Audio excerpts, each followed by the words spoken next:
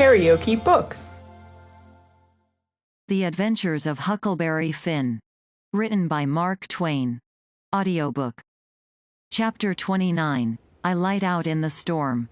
They was fetching a very nice-looking old gentleman along, and a nice-looking younger one, with his right arm in a sling.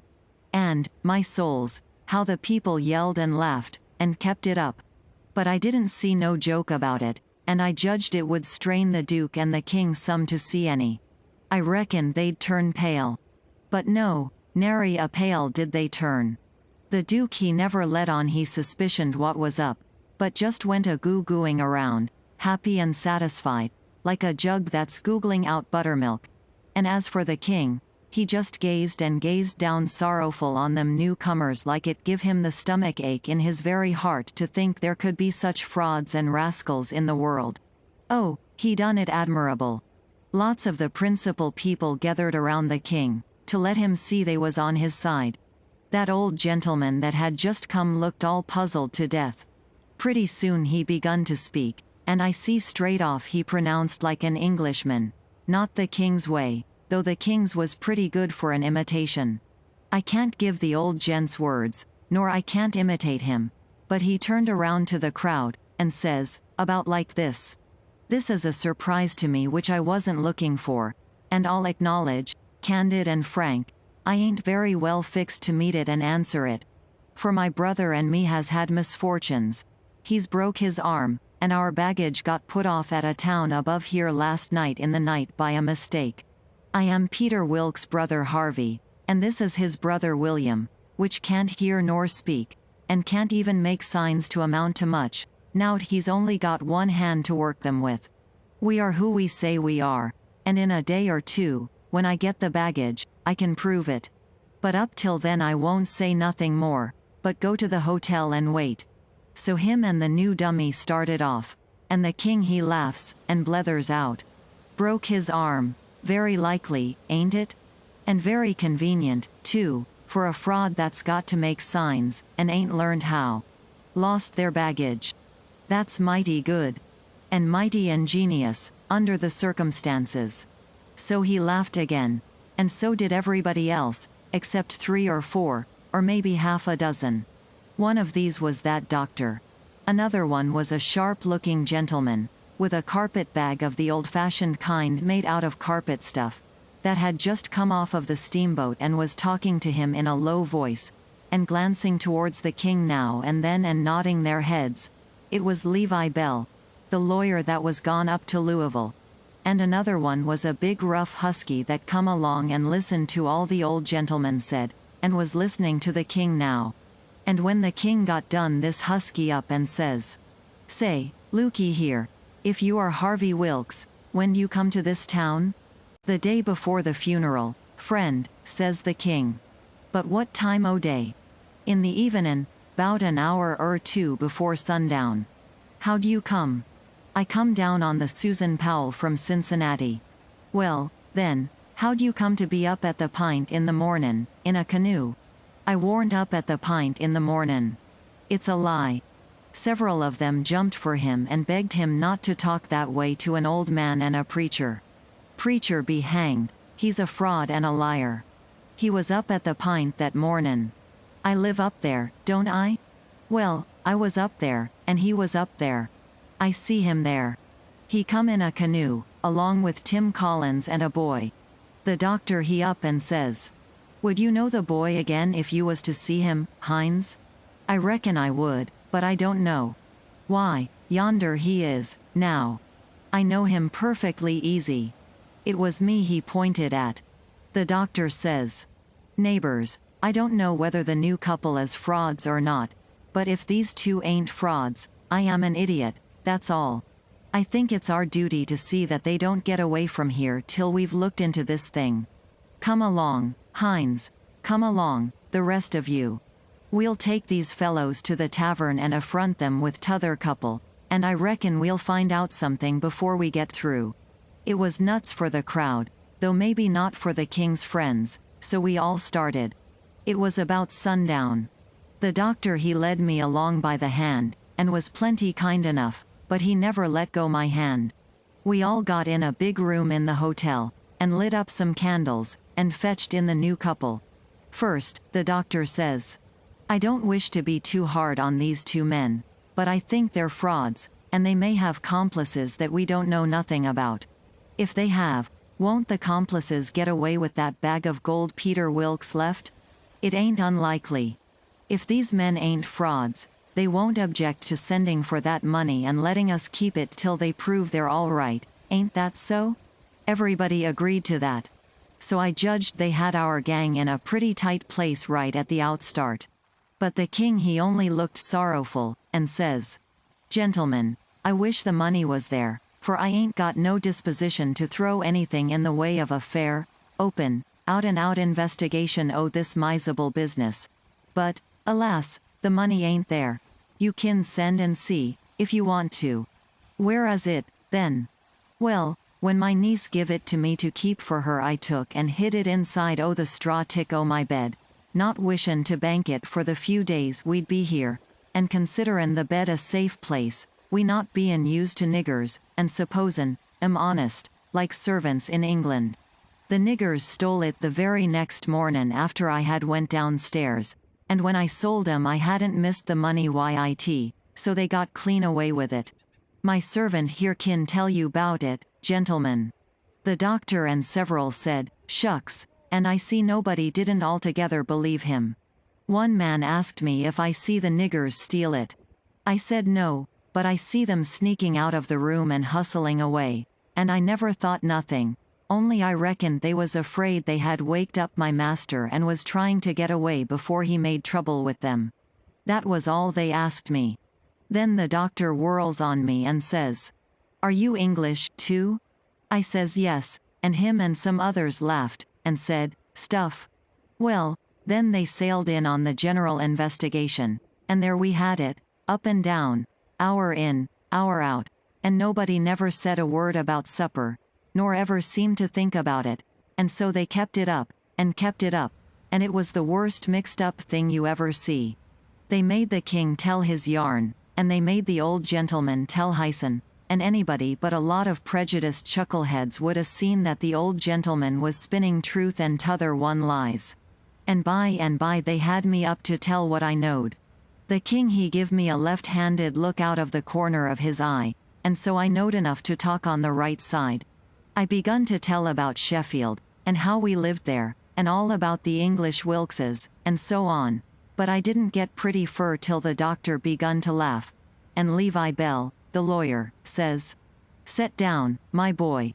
I wouldn't strain myself if I was you. I reckon you ain't used to lying, it don't seem to come handy. What you want is practice. You do it pretty awkward." I didn't care nothing for the compliment, but I was glad to be let off, anyway. The doctor he started to say something, and turns and says, "If you'd been in town at first, Levi Bell." The king broke in and reached out his hand, and says, "Why, is this my poor dead brother's old friend that he's wrote so often about?" The lawyer and him shook hands, and the lawyer smiled and looked pleased, and they talked right along a while, and then got to one side and talked low. And at last the lawyer speaks up and says, "That, LL fix it.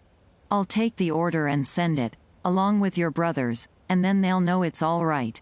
So they got some paper and a pen, and the king he sat down and twisted his head to one side, and chawed his tongue, and scrawled off something, and then they give the pen to the duke, and then for the first time the duke looked sick.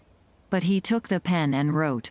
So then the lawyer turns to the new old gentleman and says, "You and your brother please write a line or two and sign your names." The old gentleman wrote, but nobody couldn't read it.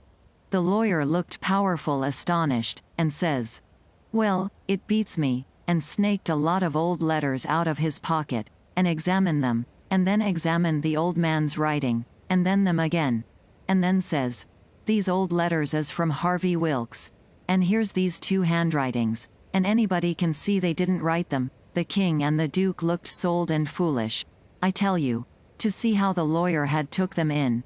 And here's this old gentleman's handwriting, and anybody can tell, easy enough, he didn't write them. Fact is, the scratches he makes ain't properly writing at all. Now, Here's some letters from. The new old gentleman says. If you please, let me explain. Nobody can read my hand but my brother there, so he copies for me.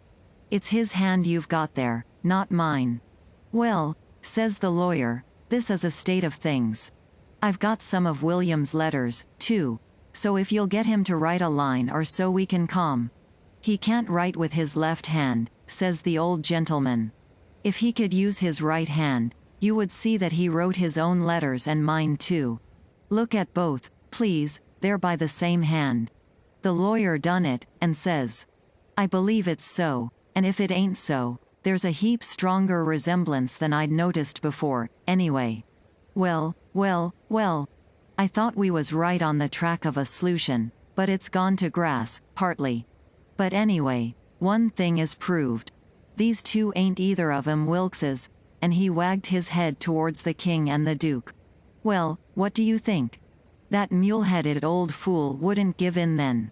Indeed he wouldn't. Said it warn't no fair test. Said his brother William was the custest joker in the world, and hadn't tried to write. He see William was going to play one of his jokes the minute he put the pen to paper. And so he warmed up and went warbling right along till he was actually beginning to believe what he was saying himself. But pretty soon the new gentleman broke in, and says, I've thought of something. Is there anybody here that helped to lay out my BR, helped to lay out the late Peter Wilkes for burying? Yes, says somebody, me and a flat turner done it. We're both here. Then the old man turns towards the king, and says, Perhaps this gentleman can tell me what was tattooed on his breast? Blamed if the king didn't have to brace up mighty quick, or he'd a squashed down like a bluff bank that the river has cut under. It took him so sudden. And, mind you, it was a thing that was calculated to make most anybody escuche to get fetched such a solid one as that without any notice, because how was he going to know what was tattooed on the man? He whitened a little, he couldn't help it, and it was mighty still in there, and everybody bending a little forwards and gazing at him. Says I to myself, now he'll throw up the sponge, there ain't no more use. Well, did he? A body can't hardly believe it, but he didn't. I reckon he thought he'd keep the thing up till he tired them people out, so they'd thin out, and him and the duke could break loose and get away. Anyway, he sat there, and pretty soon he begun to smile, and says, MF. It's a very tough question, ain't it? Yes, sir, I can tell you what's tattooed on his breast. It's just a small, thin, blue arrow. That's what it is. And if you don't look clost, you can't see it. Now what do you say? Hey? Well, I never see anything like that old blister for clean out and out cheek. The new old gentleman turns brisk towards a flat turner and his pard, and his eye lights up like he judged he'd got the king this time, and says, There, you've heard what he said. Was there any such mark on Peter Wilkes' breast? Both of them spoke up and says, We didn't see no such mark. Good, says the old gentleman. Now, what you did see on his breast was a small dim P, an AB, which is an initial he dropped when he was young, an AW, with dashes between them, so, P, B, W, and he marked them that way on a piece of paper. Come, ain't that what you saw? Both of them spoke up again, and says, No, we didn't. We never seen any marks at all.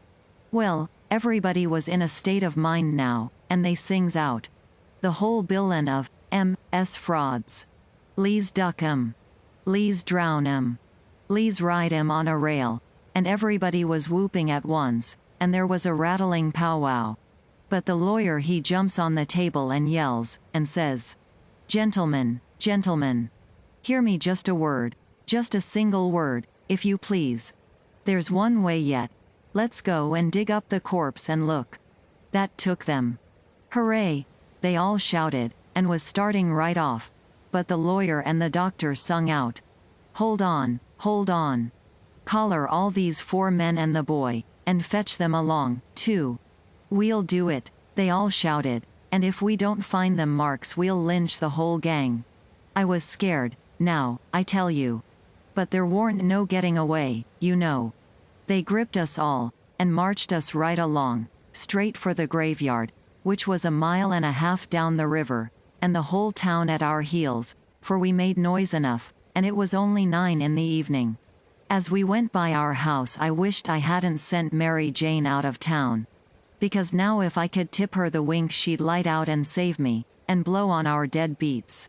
Well, we swarmed along down the river road, just carrying on like wildcats, and to make it more scary the sky was darking up, and the lightning beginning to wink and flitter, and the wind to shiver amongst the leaves. This was the most awful trouble and most dangersome I ever was in, and I was kinder stunned. Everything was going so different from what I had allowed for. 'Stead of being fixed so I could take my own time if I wanted to, and see all the fun, and have Mary Jane at my back to save me and set me free when the close fit come. Here was nothing in the world betwixt me and sudden death but just them tattoo marks. If they didn't find them, I couldn't bear to think about it, and yet, somehow, I couldn't think about nothing else. It got darker and darker, and it was a beautiful time to give the crowd the slip. But that big husky had me by the wrist, Heinz, and a body might as well try to give Goliath the slip. He dragged me right along, he was so excited, and I had to run to keep up. When they got there they swarmed into the graveyard and washed over it like an overflow. And when they got to the grave they found they had about 100 times as many shovels as they wanted, but nobody hadn't thought to fetch a lantern. But they sailed into digging anyway by the flicker of the lightning, and sent a man to the nearest house, 1/2 mile off, to borrow one. So they dug and dug like everything, and it got awful dark, and the rain started, and the wind swished and swushed along, and the lightning come brisker and brisker, and the thunder boomed. But them people never took no notice of it, they was so full of this business, and 1 minute you could see everything and every face in that big crowd, and the shovelfuls of dirt sailing up out of the grave, and the next second the dark wiped it all out, and you couldn't see nothing at all. At last they got out the coffin and begun to unscrew the lid, and then such another crowding and shouldering and shoving as there was, to scrouge in and get a sight, you never see, and in the dark, that way, it was awful. Heinz he hurt my wrist dreadful pulling and tugging so, and I reckon he clean forgot I was in the world, he was so excited and panting. All of a sudden the lightning let go a perfect sluice of white glare, and somebody sings out, "By the living Jingo, here's the bag of gold on his breast." Heinz let out a whoop, like everybody else, and dropped my wrist and give a big surge to bust his way in and get a look, and the way I lit out and shinned for the road in the dark there ain't nobody can tell. I had the road all to myself, and I fairly flew.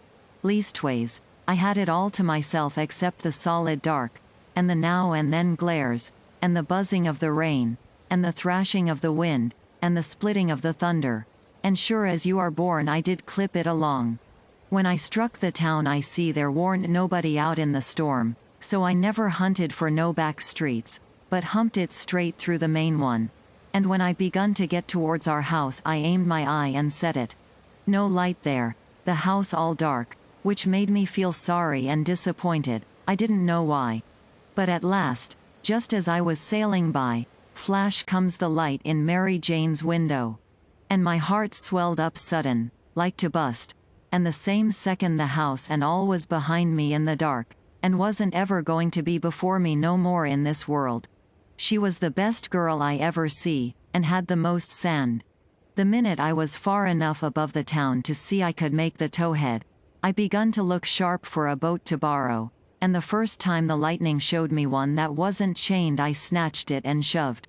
It was a canoe, and warn't fastened with nothing but a rope. The towhead was a rattling big distance off, away out there in the middle of the river, but I didn't lose no time. And when I struck the raft at last I was so fagged I would 'a just laid down to blow and gasp if I could afforded it. But I didn't. As I sprung aboard I sung out, "Out with you, Jim, and set her loose. Glory be to goodness, we're shut of them." Jim lit out, and was a-coming for me with both arms spread, he was so full of joy. But when I glimpsed him in the lightning my heart shot up in my mouth and I went overboard backwards. For I forgot he was old King Lear and a drownded Arab all in one, and it most scared the livers and lights out of me. But Jim fished me out, and was going to hug me and bless me, and so on. He was so glad I was back and we was shut of the king and the duke, but I says, "Not now. Have it for breakfast, have it for breakfast." Cut loose and let her slide. So in 2 seconds away we went a-sliding down the river, and it did seem so good to be free again and all by ourselves on the big river, and nobody to bother us. I had to skip around a bit, and jump up and crack my heels a few times. I couldn't help it. But about the third crack I noticed a sound that I knowed mighty well, and held my breath and listened and waited. And sure enough, when the next flash busted out over the water, here they come. And just a-laying to their oars and making their skiff hum. It was the king and the duke. So I wilted right down onto the planks then, and give up. And it was all I could do to keep from crying. KaraokeBooks.